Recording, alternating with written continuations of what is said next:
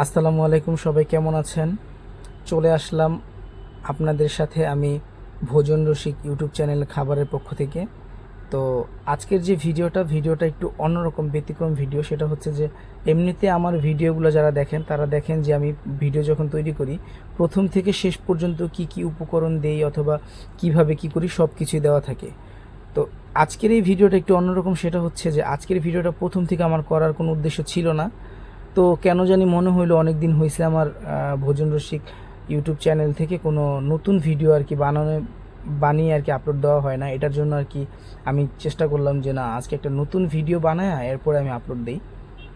তো যার কারণে যখন রান্না প্রায় মাঝামাঝি ছিল তখনই আর কি ভিডিওটা বানানোর উদ্দেশ্য আর কি মাথায় আসলো, তখনই আর কি ভিডিওটা বানাইছি। নাহলে বানানোর উদ্দেশ্য প্রথম থেকে থাকলে অবশ্যই আমি প্রথম থেকে ভিডিওটাও করতাম।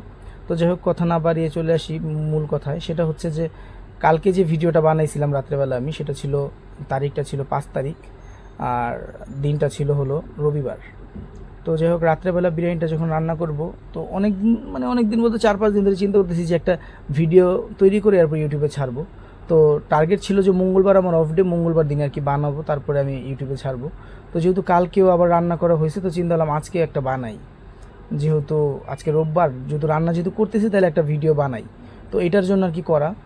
তো সেটা হচ্ছে যে আমি মুরগির মাংসর বিরিয়ানি রান্না করতেছি আজকে। মুরগির মাংস দিয়ে আর সাথে একটু আলু ছিল, সেটা দিয়ে আর কি রান্না করতেছি। তো আমার মূলত রান্নার টার্গেটটা ছিল যে বাবুর্চিদের মতো। তো আমরা বিরিয়ানি রান্না করলে বরাবরই বাবুর্চিদের মতো রান্না করি, কারণ হচ্ছে যে তাহলে টেস্টটা খুব ভালো আসে। যখন আমি চাল অথবা মাংসটা একসাথে সিদ্ধ করি তখন আর কি বাবুর্চিদের মতো স্মেল, খাবারের টেস্ট, ফ্লেভারটা একদম ওই রকম আসে। তো এটার জন্য আমি বরাবর ওইটাই চেষ্টা করি।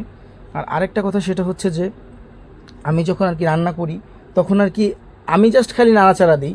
আমার সব কিছু যোগান থেকে শুরু করে বাটা মাজা সব কিছু আমার ওয়াইফ করে।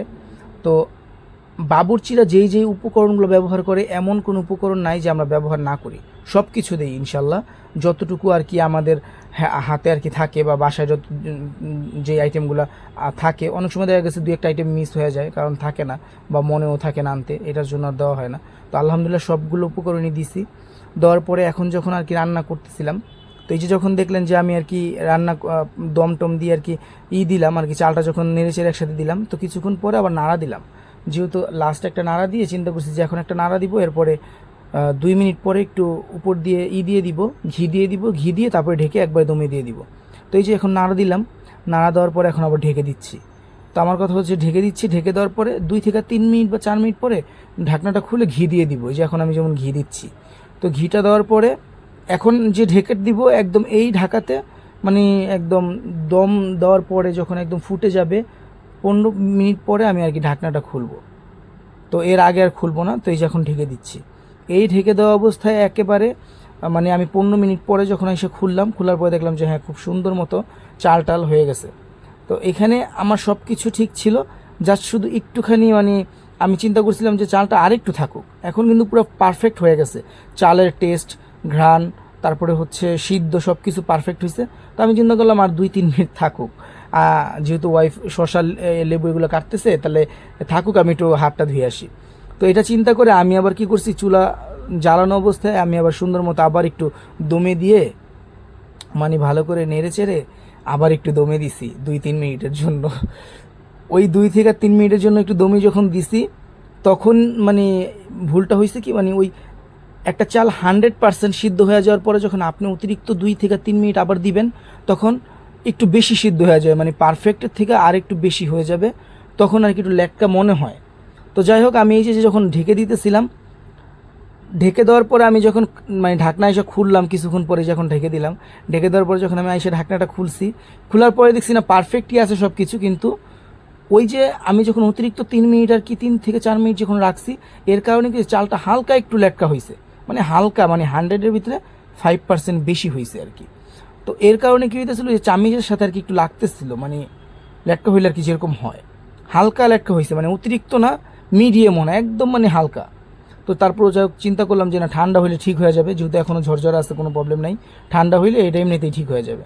তারপরে কি করলাম, সব কিছু আবার নাড়াচাড়া দিয়ে চিন্তা করলাম আর বেশি নাড়লে চালগুলো ভেঙে যাবে। তো এটার জন্য আর আমি বেশি করি নাই, করার পরে এখানে এভাবেই রেখে দিলাম ঢেকে। তো তো ওয়াইফ দেখলাম যে শশা টশা লেবু টেবু সব কাটা শেষ। পরে আমি বললাম যে ঠিক আছে তাহলে প্লেটে বাড়ো। তো ওয়াইফ আবার সুন্দর মতো প্লেটে বাইরা নিয়ে আসছে। তো বাড়ার পরে সামনে দিল। তো চিন্তা করলাম এখন একটা ছোট্ট করে একটা ভিডিও নিই। তো এই যে বেড়ে দেওয়ার পরে এই চেহারা এইরকম মানে দেখতে এরকমটা দেখা গেছে। তো আলহামদুলিল্লাহ খুব ভালো হয়েছে, আর টেস্টও খুব সুন্দর আসছে। আপনারা বাসায় ট্রাই করবেন। আর আমি যে কথাগুলো বলছি এখানে যদি কোনো ভুল ইনফরমেশন দিয়ে থাকি অথবা মুখ ফুসলে বেরিয়ে থাকে, আপনারা সবাই ক্ষমার দৃষ্টিতে দেখবেন। ভালো থাকবেন। আসসালামু আলাইকুম।